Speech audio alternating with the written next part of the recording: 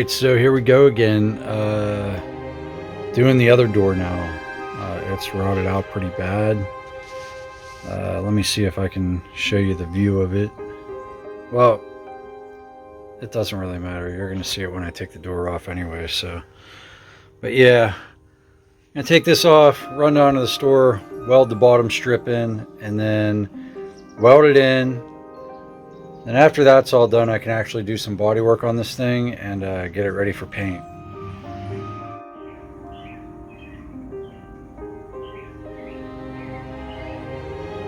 Yeah, so this one's not nearly as bad. It's solid back here, but we're gonna cut it probably from about here down.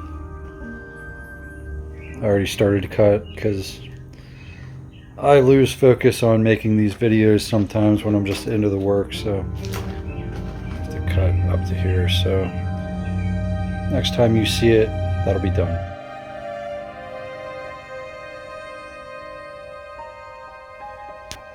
Might as well rust encapsulate everything that I can while this is off, and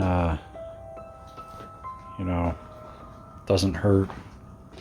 But I'm gonna have to do some repair on the outside of the door because, as you can see, there's some rust through, but it's still really thick. Like, I can't push that through with my finger.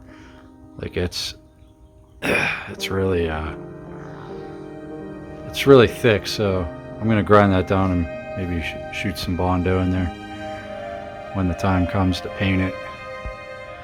Unfortunately, I hate using Bondo, but sometimes you have to. Yeah, there's a better look at it. Craziness. But yeah. So as you can see, I flipped the car door over, and this side was pretty bad. I didn't film myself, you know, grinding away on it, but I got to go down and get some Bondo. I rust encapsulated the other side, so hopefully it'll hold the rust back enough. But yeah, I'm gonna have to Bondo some of this. Someone already Bondoed it, as you can see, unless that's, yeah, that's I think someone put some mud in here at one point. That's definitely in some of the areas. I don't know about all of it, but luckily it's still really solid. Like, it's not rotted through very deep. It's pretty thick. So some Bondo, primer, Bondo, paint, put her back on. All right, so all Bondoed up. We'll have to wait for it to dry. It's taking a while. I must not have mixed it quite as much. I like to mix it a little less hard, so it's, you know, gives me a little bit longer to work with instead of hardening up like within 2 seconds. So I want a little heavier on it with this. That's why it's darker than it is everywhere else. But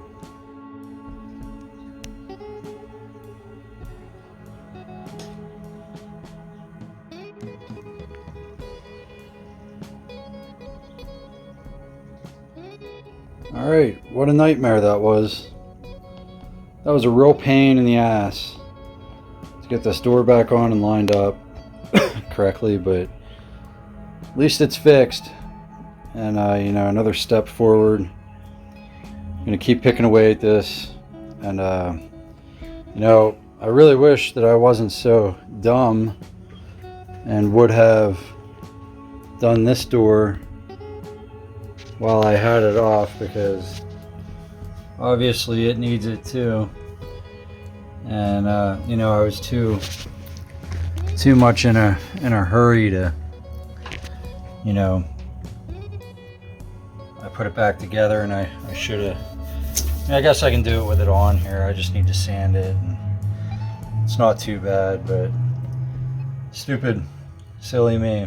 But I'm just gonna pull it out and do it one of these days. Probably tomorrow, so stay tuned. Typically when you paint a car, you usually have a plan, and I don't. I just know that, like, some of this stuff needs fixed, I'm gonna start taping it off, and then I'm gonna paint it.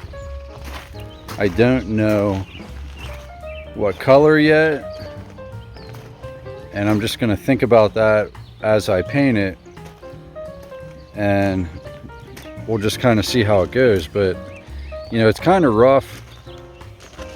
I don't want it to be a beautiful paint job, but I want it to protect the car. I'm gonna have to sand all that out, and I'm half tempted to, gotta do it along there too, but I'm half tempted to just do a paint job like I did on the Model A and just do like a green, a shit colored green, aka avocado, and stain it. Although I do like it black like this. The matte black looks nice, so I haven't decided yet. It's going to be a tough decision, but it's going to get done nonetheless. Now, obviously, you have to hose it off because you got to get all that bird poo off there. And then as soon as it dries, I'm going to start taping all the trim and all the stuff I don't want painted. And then I'm going to start sanding it, and we'll paint it.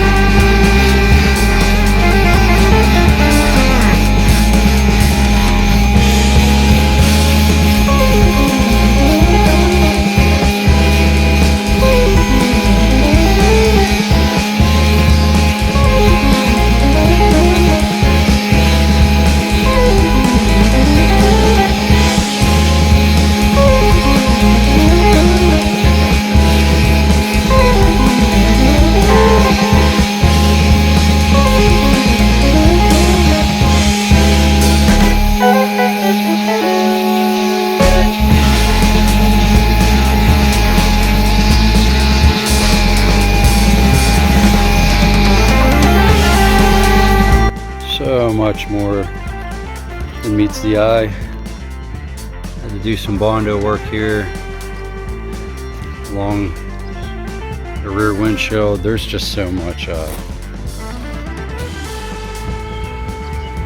a lot of little bubbles and stuff that you got to sand out because they're not going to go anywhere if you paint over them. They're just going to come through your new paint eventually. But sand that fender down, and